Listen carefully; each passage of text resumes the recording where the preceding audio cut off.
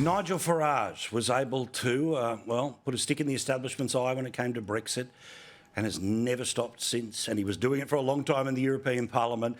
And he was part of a conference which was being set up this week, yet it was essentially disrupted, if not closed down completely on its first day. It got back up and running in Brussels on its second day, and Nigel joins us now from London. Under what pretense was the apparent shutting down of a bunch of centre-right people? Why was it shut down by the Mayor of Brussels? The first venue we booked withdrew on us after threats. The second venue we booked withdrew on us after threats. And by the way, these threats coming from elected mayors. Saying if you host these people, we will destroy your business. The third venue, a nightclub owned by a Tunisian businessman who wasn't even a conservative himself, but said he believed in free speech. They towed away his car. They stopped the caterers coming into the building. They threatened to ruin his business, and he held firm. The cops turned up whilst I was on the stage, and I did say to them, if you want me out of here, you're going to have to drag me out. And they sort of lost their nerve and locked the building down. And overnight, we won a victory in the High Court in Belgium. We got the support of the British Prime Minister, the Italian Prime Minister. We got the support of the Belgian Prime Minister. And of course, the next day, the Hungarian Prime Minister, Viktor Orban, shared the platform. And you know something? I spent many years in Brussels. I was banned from pubs, restaurants, coffee bars. That's real cancel culture. It's rather like communism. If you disagree with the globalist project of ever closer political union, you're mad, bad, and dangerous. So I'd seen this on a personal level against myself. Now the whole world has seen what this place is like, what this mentality is, and we've had big stuff in America on Fox News, New York Times, you name it. And I tell you something, this has now turned into a gigantic victory for free speech, and I think it might mark something of a watershed. Yeah, I think so too. I mean, certainly you remember your experience in Australia where you book an event, people can buy a ticket if they want to, but the people who disagree with you politically promise to picket and carry on, so you get sent the bill.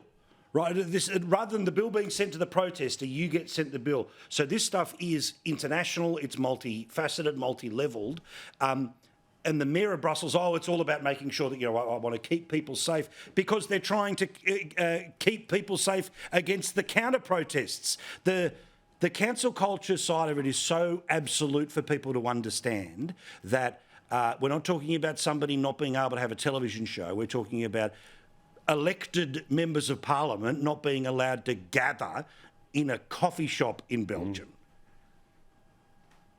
Yeah, I mean, you're right. And of course, this conference, I mean, you couldn't meet a more peaceable group of people. We have members of European royal families, the Prime Minister of Hungary, academics, businessmen and women. All right, Nigel Farage was there. I know he's the devil. But, generally, a very peaceful bunch. And even the counter-protest was about 5 losers.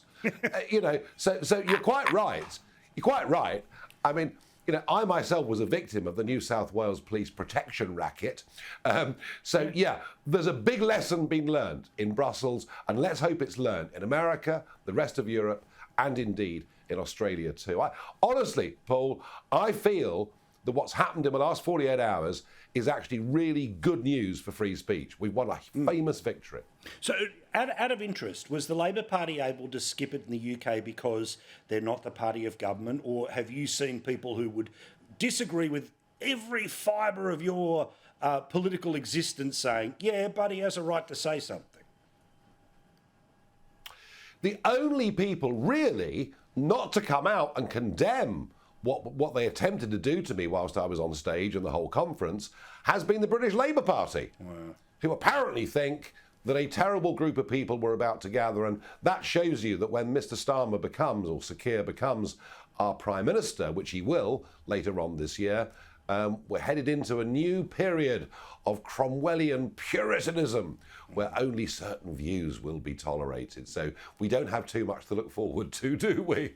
No, not quite. Have you been keeping up with not much happening in the Trump trials, but still an awful lot of media hype. He has to sit there all day, every day, the rolling coverage. And I noticed that on MSNBC, one of their hosts actually came out and kind of admitted him having to sit there through the process is part of the punishment. This is a bloke who obviously has been bouncing all over the place, high-level decision-making, you know, every 30 seconds something else to do, to sit and look forward as they slowly but surely go through a jury questionnaire is part of the punishment, and the lefties are loving it. Yeah, and potentially up to 6 weeks of it. And of course, you know, Donald is the sort of guy, he likes to look at something, make an opinion, do we do something, don't we? Let's act, let's go. He's that kind of guy. Very much an instinctive kind of guy. You know, he looks at you, he likes you or he doesn't like you. This must be absolute torture for him to go through. Absolute torture. Not even allowed to attend his son Barron's graduation from school. That is how mean-spirited and nasty these judges are.